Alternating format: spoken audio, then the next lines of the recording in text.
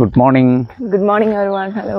ഇന്ന് നിയാമോളും ലിനിയും ഞങ്ങളോടൊപ്പം നടക്കാൻ വന്നതാ. പക്ഷേ നിയാമോടെ കാല് മടങ്ങി അവർ തിരിച്ചുപോയി. അപ്പോൾ ഓക്കെ മോനെ, ഇന്ന് പപ്പ പറയുന്നത് എന്തോന്നറിയാം? എന്തോത്തിനെ പറ്റിയാണെന്നറിയാമോ? ഇപ്പം വലിയ ചർച്ചാ വിഷയമായിക്കൊണ്ടിരിക്കുന്ന ഒരു കാര്യത്തെ പറ്റിയാണ്. അതെന്താ ചർച്ചാ വിഷയമായിക്കൊണ്ടിരിക്കുന്ന കാര്യം എന്ന് ചോദിച്ചാൽ രാജ്യസ്നേഹം. ആർക്കാണ് രാജ്യസ്നേഹം ഉള്ളത്? എങ്ങനെയാണ് രാജ്യസ്നേഹം പ്രകടിപ്പിക്കുന്നത്? അപ്പൊ അതായത് രാജ്യസ്നേഹം എന്നത് ഒരു സർക്കാരിനെ പിന്തുണയ്ക്കുന്ന കാര്യമാണോ? സർക്കാർ എന്ത് ചെയ്താലും അതിനെ പിന്തുണയ്ക്കുന്നതാണോ രാജ്യസ്നേഹം? അതോ ഈ ഭരണത്തോട് നമ്മൾ എന്ത് ചെയ്യും? നമ്മൾ ഉത്തരവാദിത്വം, അതായത് ചോദ്യം ചെയ്യുന്നതോ, അതാണോ രാജ്യസ്നേഹം? അപ്പം ഭരണകൂടത്തോട് ഉത്തരവാദിത്വത്തോടു കൂടി ചോദ്യം ചെയ്യുന്നതാണോ, അതോ ഭരണകൂടം എന്ത് ചെയ്തോ അതിനെ സപ്പോർട്ട് ചെയ്യുന്നതാണോ എന്തെന്ന് ചോദിക്കുന്നത്? രാജ്യസ്നേഹം എന്നൊരു ചോദ്യം ഇന്ന് വന്നിരിക്കുക. രണ്ടാമത്തെ ആയിരിക്കും. ഇത് ഒറ്റ ചോദ്യമാണ് നമ്മുടെ പ്രശ്നം. രാജ്യസ്നേഹം എന്താ? രാജ്യസ്നേഹം എങ്ങനെയാ പ്രകടിപ്പിക്കേണ്ടത്? മനസ്സിലായോ? അപ്പൊ ഒരു കാര്യം ഒന്നാമത് പഠിക്കേണ്ടത്, ഇവിടെ സൂക്ഷിച്ചു പോണം കേട്ടോ. ആദ്യം പഠിക്കേണ്ടത് എന്താന്ന് ചോദിച്ചാൽ രാജ്യം വേറെ, ഗവൺമെന്റ് വേറെ. പഠിച്ചോ? രാജ്യം വേറെ, ഗവൺമെന്റ് വേറെ. രാജ്യം എന്ന് പറയുന്നത് നിലനിൽക്കുന്നതാ, പെർമനന്റാ. ഗവൺമെന്റ് എന്ന് പറയുന്നത് മാറി മാറി വരുന്നതാ. അതൊരു രാഷ്ട്രീയ പാർട്ടിയുമായി ബന്ധപ്പെട്ട് ഇന്ത്യയെ സംബന്ധിച്ചിടത്തോളം ഒരു കോയലേഷൻ ഗവൺമെന്റ് ഉള്ള കൂട്ടുമന്ത്രിസഭകൾ വരുന്നതാണ്. പാർട്ടികൾ ഒന്നിലധികം ഒരുമിച്ച് ചേർന്ന് ഒരു ഐഡിയോളജിയുടെ അടിസ്ഥാനത്തിലോ അല്ലെങ്കിൽ ഇപ്പോഴത്തെ ഐഡിയോളജിയുടെ അടിസ്ഥാനത്തിലല്ല ഭാരതം നിൽക്കുന്നത്. BJPയുടെ വർഗീയ രാഷ്ട്രീയത്തെ കൂട്ടുപിടിച്ചുമൊക്കെ ഒരിടത്തും മതേതരത്വവും അങ്ങനെ ഒരു കൺസെപ്റ്റിലേക്ക് നിൽക്കുക. മനസ്സിലായോ? അപ്പം ഡെമോക്രസി എന്ന് പറയുന്നത് ജനങ്ങളുടെ, അവിടെ യജമാനൻ ആരാണെന്ന് ചോദിച്ചാൽ ജനങ്ങളാണ്. മനസ്സിലാവുന്നു? ജനങ്ങളുടെ സേവകരായിരിക്കും ഈ ഭരണകൂടം എന്ന് പറയുന്നത്. ജനാധിപത്യത്തിൽ ആരാണ് വലുത്? ജനങ്ങളാണ്. ജനങ്ങളാൽ ജനങ്ങളെ തെരഞ്ഞെടുക്കും. ജനങ്ങൾക്ക് വേണ്ടി തെരഞ്ഞെടുക്കുന്ന സംവിധാനം ജനാധിപത്യം എന്ന് പറയുന്നത്. അപ്പൊ ആ ജനാധിപത്യത്തെ യജമാനനാകി മാറുകയാണ് ആര് ഇന്നത്തെ കാലഘട്ടത്തിൽ? അങ്ങനെ ഒരു പ്രശ്നം നിലനിൽക്കുക. മനസ്സിലായോ? ശരിയാണ്, വളരെ ശരി. അപ്പം ഈ സർക്കാർ ഒരു തീരുമാനമെടുത്താൽ ആ തീരുമാനം, ഇപ്പൊ നമ്മളൊരു തീരുമാനം എടുക്കുക, അതിനെ ഏകകണ്ഠമായി അങ്ങ് പ്രശംസിക്കുക അല്ലെങ്കിൽ അതിനെ സപ്പോർട്ട് ചെയ്ത് നിൽക്കുക. അപ്പൊ ഗവൺമെന്റ് ഏത് തീരുമാനം എടുക്കുന്നു ആ തീരുമാനത്തെ കണ്ണടച്ച് അംഗീകരിക്കുന്നതല്ല രാജ്യസ്നേഹം. മനസ്സിലാവുന്നോ? മനസ്സിലായി. അപ്പം ഈ ഗവൺമെന്റ് രാജ്യസ്നേഹത്തിന്റെ മാനദണ്ഡവും അതല്ല. രാജ്യസ്നേഹം നോക്കി നടക്കണം. രാജ്യസ്നേഹത്തിന്റെ മാനദണ്ഡം എന്ന് പറയുന്നത് എന്താണ്? ഒരു ഗവൺമെന്റ്, ഇപ്പൊ BJP ഗവൺമെന്റ് എടുക്കുന്ന എല്ലാ തീരുമാനത്തെയും അങ്ങ് അംഗീകരിക്കുന്നതാണോ ഇപ്പോഴത്തെ രാജ്യസ്നേഹം എന്ന് പറയുന്നത്? അല്ല, അങ്ങനെ ആകാൻ പാടില്ല. പക്ഷെ ഇന്ന് എങ്ങനെയാന്ന് വെച്ചാൽ അങ്ങനെയാണ്. തെറ്റ് ചൂണ്ടിക്കാണിക്കുന്നതും തിരുത്തുന്നതും ജനാധിപത്യത്തിന്റെ ഏറ്റവും പ്രധാനപ്പെട്ട ഒരു ഘടകം അതാണ്. അപ്പൊ ഒരു തെറ്റ് കണ്ടു, ജനങ്ങൾ അവരോട് ആ തെറ്റ് തിരുത്താൻ പറയുന്നു. അപ്പൊ ജനങ്ങൾ ജനാധിപത്യത്തിൽ തെറ്റ് തിരുത്താൻ ഗവൺമെന്റിനെ പ്രേരിപ്പിക്കുകയും വേണം. അല്ലാതെ ഗവൺമെന്റ് എന്തെങ്കിലും പറഞ്ഞാൽ അത് അച്ചട്ടായിട്ട് അത് മാത്രം ചെയ്യുന്നതല്ല രാജ്യസ്നേഹം. അപ്പൊ രാജ്യസ്നേഹത്തിന്റെ വേറൊരു ഡെഫിനിഷൻ മനസ്സിലായോ? രാജ്യസ്നേഹം എന്ന് പറയുന്നത് എന്താണ്? ഏകപക്ഷീയമായ ഒരു തീരുമാനം എടുക്കുന്ന ഒന്നല്ല. മറിച്ച് രാജ്യസ്നേഹം എന്ന് പറഞ്ഞാൽ തെറ്റ് ഗവൺമെന്റ് ചെയ്താലും അത് ചോദ്യം ചെയ്യപ്പെടുന്നു. ഷിബുവേ, രാജ്യം അത് ചോദ്യം ചെയ്യപ്പെടുന്ന ഒരവസ്ഥയിലേക്ക് എത്തണം. മനസ്സിലാവുന്നോ? അല്ലാത്തുണ്ടെന്നുണ്ടെങ്കിൽ നമ്മളുടെ ജനാധിപത്യം അവിടെ ഉണ്ടാകില്ല. നമ്മളൊരു കാര്യം, നമുക്കത് ചോദിക്കാനുള്ള അവകാശം, കണക്ക് ചോദിക്കാനുള്ള അവകാശം എന്താണ് നമുക്ക്? നമ്മൾ ടാക്സ് പേ ചെയ്യുന്നത് കൊണ്ട് നമുക്ക് കണക്ക് ചോദിക്കാനുള്ള അവകാശമുണ്ട്. ഐഡിയ കിട്ടിയോ? മനസ്സിലായി.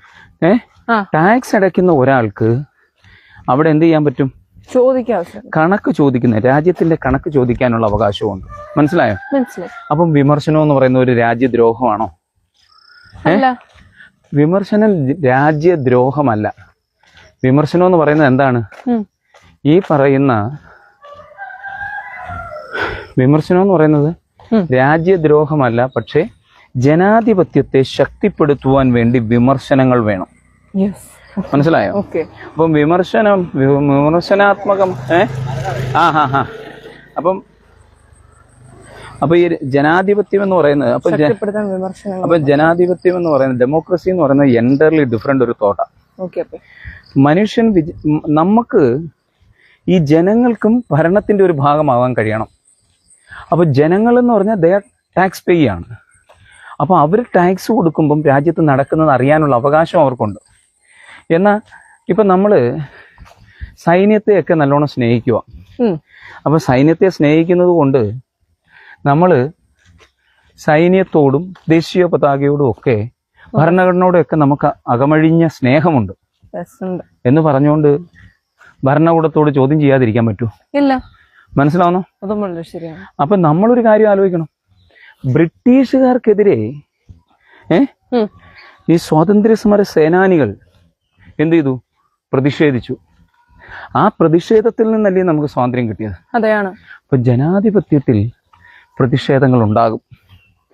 മനസ്സിലാവുന്നോ? ഭരണഘടന മനുഷ്യന് പൂർണ്ണമായ അഭിപ്രായ സ്വാതന്ത്ര്യം കൊടുക്കുന്നുണ്ട്. ഭരണഘടന എന്ത് ചെയ്യുന്നുണ്ട്?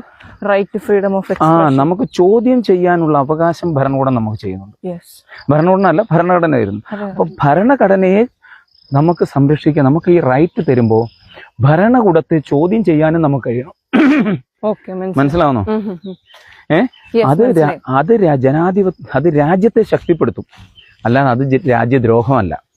പക്ഷെ ഇന്നത്തെ കാലഘട്ടത്തിൽ ഇന്നെന്തായി? ഇതെല്ലാം രാജ്യദ്രോഹമായി അങ്ങ് മാറ്റി. ഐഡിയ കിട്ടിയോ? അപ്പൊ ഭരണകൂടത്തെ ചോദ്യം ചെയ്യാൻ കഴിയുന്നില്ല, ജനങ്ങൾക്ക് ഇഷ്ടമായ രീതിയിൽ ഭരിക്കാൻ കഴിയുന്നില്ല, ജനങ്ങളുടെ വിഷയങ്ങൾ ഐഡന്റിഫൈ ചെയ്യുന്നില്ല. ജനങ്ങളുടെ വിഷയങ്ങൾ ഐഡന്റിഫൈ ചെയ്ത് കഴിഞ്ഞാൽ ഇപ്പോൾ പ്രതിഷേധമാകുന്നു. ഇങ്ങനെ ഉള്ള അനേക വിഷയം, അതിന്റെ എല്ലാം കൺക്ലൂഷൻ ഞാൻ അവസാനം പറയാം. ഐഡിയ കിട്ടിയോ? മനസ്സിലായി. ഒരു രാജ്യത്ത് അഴിമതി വന്നാൽ, എന്തോ ഒരു രാജ്യത്ത് അഴിമതി വന്നാൽ, തൊഴിലില്ലായ്മ വന്നാൽ വിദ്യാഭ്യാസം മനസ്സിലായോ? എന്തോ ഒരു രാജ്യത്ത് അഴിമതി വന്നു കഴിഞ്ഞാൽ വിദ്യാഭ്യാസത്തിനകത്ത് പ്രോബ്ലം വന്നാ, മനസ്സിലാവുന്നോ? ഇതൊക്കെ എന്ന് പറഞ്ഞാൽ ആരോഗ്യത്തിനകത്ത് പ്രശ്നം വന്നാൽ ഇതൊക്കെ ഒരാളെ ബന്ധപ്പെടുന്ന കാര്യമാണോ? അല്ല, ഒരു ഫുൾ സമൂഹത്തെ. ഇത് കോമൺ മാറ്റേഴ്സാ. അപ്പൊ പറഞ്ഞ ഏതൊക്കെ പോയിന്റ്? ഒന്ന് തൊഴിലില്ലായ്മ വരുമ്പോ, അഴിമതി വരുമ്പോ. ഇപ്പൊ CJP അങ്ങനെ വന്നേ, അഴിമതി വരുമ്പോ. മനസ്സിലാവുന്നോ? കോൺഗ്രസിൽ അഴിമതി ഉണ്ടെന്നും പറഞ്ഞ് വന്നിട്ട് ഇന്ന് കേരളം ഇന്ത്യ മൊത്തം അഴിമതിയാക്കി. മൊത്തം അഴിമതിയാന്ന് പറയാൻ പോലും ജനത്തിന് എന്ത് ചെയ്യാൻ പറ്റുന്നില്ല. ഇപ്പം പറ്റുന്നില്ല. പെട്രോൾ അഴിമതിയാന്ന് പറയാൻ പറ്റുന്നില്ല. ഏതൊരു കാര്യത്തിനകത്തും ഇങ്ങനെയുള്ള ഒരു സിസ്റ്റത്തിലേക്ക് സംഭവം കടന്നുപോയി. മനസ്സിലാവുന്നോ? അപ്പോ അത് ഒരു പ്രശ്നമാണ്. മനസ്സിലായോ? അപ്പൊ തൊഴിലില്ലായ്മ, അഴിമതി, ആരോഗ്യ പ്രശ്നങ്ങൾ, ഇവയൊക്കെ എന്ത് ചെയ്യാം? നമുക്ക് ചോദ്യം ചെയ്യാം. മനസ്സിലായോ? മനസ്സിലായി. അപ്പം പിന്നെ പപ്പ പറഞ്ഞില്ലേ, സൈന്യത്തെയും രാജ്യത്തെയും ഒക്കെ നമ്മൾ ബഹുമാനിക്കുന്നു എന്ന് പറഞ്ഞുകൊണ്ട് ഗവൺമെന്റിനെ ബഹുമാനിക്കരുതെന്നുണ്ടോ? അല്ല, ഗവൺമെന്റിനെ നമുക്ക് എന്ത് ചെയ്യാൻ പറ്റത്തില്ല, ചോദ്യം ചെയ്യാൻ പറ്റത്തില്ല എന്നില്ല. ഗവൺമെന്റ് എൻറ്റയർലി ഡിഫറെന്റ് ആയ ഒരു കൺസെപ്റ്റാണ്. ഗവൺമെന്റ് എന്ന് പറയുന്നത് രാജ്യമല്ല, മാറി മാറി വരുന്ന ഗവൺമെന്റുകളാണ്. ശക്തമായ ഒരു ജനാധിപത്യം ഉണ്ടെങ്കിൽ അവിടെ ശക്തമായ പ്രതിപക്ഷം ഉണ്ടാവും, വിമർശനങ്ങളും ഉണ്ടാവും. പഠിച്ചോ? ഇത് ഈ പറയുന്ന പോയിന്റ്സ് വ്യക്തമായി മനസ്സിലാക്കണം. നമ്മൾ കൃത്യമായി ഇത് പറയാൻ പഠിക്കണം. മനസ്സിലായോ? ജനത്തിന്റെ ശബ്ദം കേൾക്കാത്ത ഒരു ഭരണകൂടം അത് ഡെമോക്രസിയെ ഇല്ലായ്മ ചെയ്യും, ദുർബലപ്പെടുത്തും. എന്തോ ജനങ്ങളാണ് ജനാധിപത്യത്തിലെ ഏറ്റവും പവർഫുൾ, അവരാണ് യജമാനന്മാർ. പക്ഷെ ഇന്ന് ഇങ്ങനെയല്ല. അത് വേറെ നമുക്ക് കൺക്ലൂഷനിൽ പറയാന്ന് പറഞ്ഞു. ജനാധിപത്യത്തെ ജനങ്ങളെ കേൾക്കാതിരിക്കുന്ന ജനാധിപത്യ അതായത് ഭരണകൂടം ജനാധിപത്യത്തിന് എന്തല്ല, ജനാധിപത്യത്തിന് ഭൂഷണമല്ല. അത് ജനാധിപത്യത്തിൽ അങ്ങനെ ഒരു സംവിധാനം ഉണ്ടാകാൻ പാടില്ല. ഐഡിയ കിട്ടിയോ? ജനാധിപത്യത്തിന് ഈ ഭയമില്ലാതെ അഭിപ്രായം പറയാൻ കഴിയണം. ഭയപ്പെട്ട അഭിപ്രായം. ഇന്നെന്ന് പറഞ്ഞാൽ യഥാർത്ഥത്തിൽ അഭിപ്രായം ഉണ്ടോ? ഇല്ല. അഭിപ്രായം പറയാനേ കഴിയാത്തൊരവസ്ഥയിലൂടെ പോയി. കാരണം ലോകത്ത് ഇത്രമാത്രം അഭിപ്രായ സ്വാതന്ത്ര്യമില്ലാത്തൊരു രാജ്യത്തെ പോലെയാണ് ജനങ്ങൾ കഴിയേണ്ടി വന്നത്. കാരണം തെറ്റു മാത്രമാണ്. വലിയ ഒരു പ്രതിസന്ധിയാണ് നമ്മുടെ രാജ്യത്ത് നടന്നുകൊണ്ടിരിക്കുന്നത്. പക്ഷേ അത് രാജാവ് നഗ്നനാണെന്ന് വിളിച്ചു പറയാൻ ആളില്ലാതായിപ്പോയി. മനസ്സിലായോ? ഇന്നെല്ലാം മന്നവേന്ദ്ര വിളങ്ങുന്നു ചന്ദ്രനെ പോൽ നിൻമുഖം എന്ന് പറഞ്ഞ് സുഖിപ്പിക്കുന്ന ഒരു, പക്ഷെ അതിനർത്ഥം അതല്ല. മനസ്സിലാവുന്നോ? ഭരണാധികാരികളെ ആദരിക്കുന്ന ഒരു സംസ്കാരത്തിലേക്ക് ഇന്ന് പോയി. അതെന്തില്ല, അത് ജനാധിപത്യത്തെ ശക്തിപ്പെടുത്തത്തില്ല. ജനാധിപത്യത്തിൽ രാജ്യമായിരിക്കണം വലുത്. മനസ്സിലാവുന്നു? മനസ്സിലായി. തെറ്റ് മറച്ചു വെച്ച് മുന്നോട്ട് പോകുന്നത് ഇത് ജനാധിപത്യത്തിന് നല്ലതല്ല. പരിഹാരത്തിനുള്ള ഇതാണ് വേണ്ടത്. മനസ്സിലായി? നമുക്ക് ഒരു ഗവൺമെന്റിനെ സപ്പോർട്ട് ചെയ്യാം, പക്ഷേ രാജ്യത്തിന്റെ നന്മയ്ക്ക് വേണ്ടി എതിർക്കുകയും വേണം. ഐഡിയ കിട്ടിയോ? ഒരു രാജ്യത്തിന്റെ യശസ്, ഇന്ത്യ ലോകത്തിന്റെ വലുതാവണമെന്നാണ് നാം ആഗ്രഹിക്കുന്നെങ്കിൽ എന്ത് ചെയ്യണം? അന്ധമായ പിന്തുണ, ജനാധിപത്യം അന്ധമായ ആ കൺസെപ്റ്റ് വേണമെന്നില്ല. മനസ്സിലായോ? ഐഡിയ കിട്ടിയോ? യഥാർത്ഥ രാജ്യസ്നേഹം എന്ന് പറയുന്നത് നമ്മുടെ യഥാർത്ഥ മൂല്യങ്ങളുമായി ചേരുന്നതായിരിക്കണം. മനസ്സിലാവുന്നു? ഇന്നത്തെ ഡെമോക്രസി എന്ന് പറയുന്നത് വേറൊരു തലത്തിൽ പോയി. അത് കൂടുതൽ ശക്തമാവുന്നുണ്ടോ, അതോ വിമർശന സ്വാതന്ത്ര്യം പോലും നഷ്ടപ്പെട്ടു പോയോ എന്നുള്ള വലിയ ഒരു ചോദ്യം ഇതിന്റെ പിന്നിലുണ്ട്. മനസ്സിലാവുന്നു? അപ്പൊ അതുകൊണ്ട് നമ്മൾ ചിന്തിക്കേണ്ട ഒരു സംഭവം എന്താണെന്ന് വെച്ചാൽ, ഒരു കാര്യം വളരെ വ്യക്തമാണ്. നമ്മുടെ രാജ്യത്തെ ജനാധിപത്യം തകർച്ചയിലോ? ഒരു ചോദ്യം. നമ്മുടെ ജനാധിപത്യം തകർന്നു. ഇവിടെ ജനങ്ങൾക്ക് വേണ്ടിയാണോ ജനങ്ങൾ തെരഞ്ഞെടുക്കപ്പെട്ട ഗവൺമെന്റ് ഭരിക്കുന്നത്? വിദ്യാഭ്യാസമില്ല ജനങ്ങൾക്കിടയിൽ. ജനങ്ങൾക്കിടയിൽ വിദ്യാഭ്യാസം സാർവത്രികമായി മാറുന്നില്ല. യഥാർത്ഥമായ വിദ്യാഭ്യാസം വരുന്നില്ല. അവന്റെ അവകാശങ്ങളെ തിരിച്ചറിയാൻ പറ്റുന്നില്ല. കാരണം ജനത്തിന്റെ ഒരു പ്രത്യേകത, ഒരു ഡെമോക്രാറ്റിക് ആയിട്ടുള്ള ഒരു സംഭവം അവനത് എൻജോയ് ചെയ്യാൻ കഴിയുന്ന തരത്തിലേക്ക് മാറുന്നില്ല. ജനാധിപത്യത്തിൽ ചോദ്യം ചെയ്യാൻ കഴിയും എന്ന ആ ബോധ്യം, ആ ബോധ്യത്തെ എന്ത് ചെയ്യാൻ കഴിയുന്നില്ല. ജനാധിപത്യത്തിൽ അതിൻ്റെ സൗന്ദര്യം എപ്പോഴാണ് വരുന്നേ? ജനാധിപത്യത്തിൽ രാജ്യം എന്ന കൺസേൺ വന്നു, ഗവൺമെന്റ് എന്ന കൺസേൺ അല്ല പറയുന്നത്. രാജ്യമാണ് വലുത്. അതായത് അത് ഭരിക്കുന്ന ഭരണാധികാരി അല്ല. ഇവിടെ ഇപ്പം ഭരണാധികാരിയെ ദൈവമാക്കാൻ വേണ്ടി നടക്കാം. കാരണം എന്താ? കാരണം ഒരു കാരണവശാലും ഒരു അംഗീകാരവും സാധാരണ ജനം, ഇവിടുത്തെ ബ്രാഹ്മണ കുടുംബമൊന്നും അല്ല, ഇവിടുത്തെ സാധാരണക്കാരന് അംബേദ്കർ വിഭാവനം ചെയ്ത ആ സംവിധാനം സാധാരണക്കാരിൽ ഇന്ന് എത്തില്ല. നമ്മുടെ ജനാധിപത്യത്തിന്റെ ഭാഗമായി വരില്ല. കാരണം എന്താ? അവിടെയാണ് നമ്മുടെ ജനാധിപത്യത്തിന്റെ ഏറ്റവും വലിയ പ്രതിസന്ധി നടക്കുന്നത്.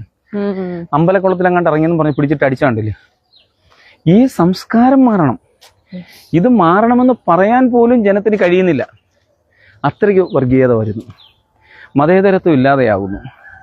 ഇത് നമുക്ക് പോലും ഇപ്പൊ ഈ സോഷ്യൽ മീഡിയ ഉണ്ടായിട്ടല്ലേ പറയുന്നേ, ഇത് ഞാൻ പറയുന്നത് 98% ആൾക്കാർക്കും ഇഷ്ടപ്പെടില്ല. മനസ്സിലാവുന്നോ? മനസ്സിലായി. എന്താ കാര്യം? അവർ യഥാർത്ഥത്തിൽ ഒരു വിഭാഗം ജനങ്ങളെ, അതായത് ഹിന്ദുക്കളായിട്ടുള്ള ജനങ്ങളെ, മനസ്സിലാവുന്നു? അല്ലെ മുസ്ലിംസ് എന്ന് പറയുന്നത് അവർ കാണിക്കുന്നതേ ഉള്ളൂ. യഥാർത്ഥത്തിൽ അവരുടെ ശത്രു മുസ്ലിംസ് അല്ല, ഇവിടുത്തെ താഴേക്കിടയിലുള്ളവനാണ്.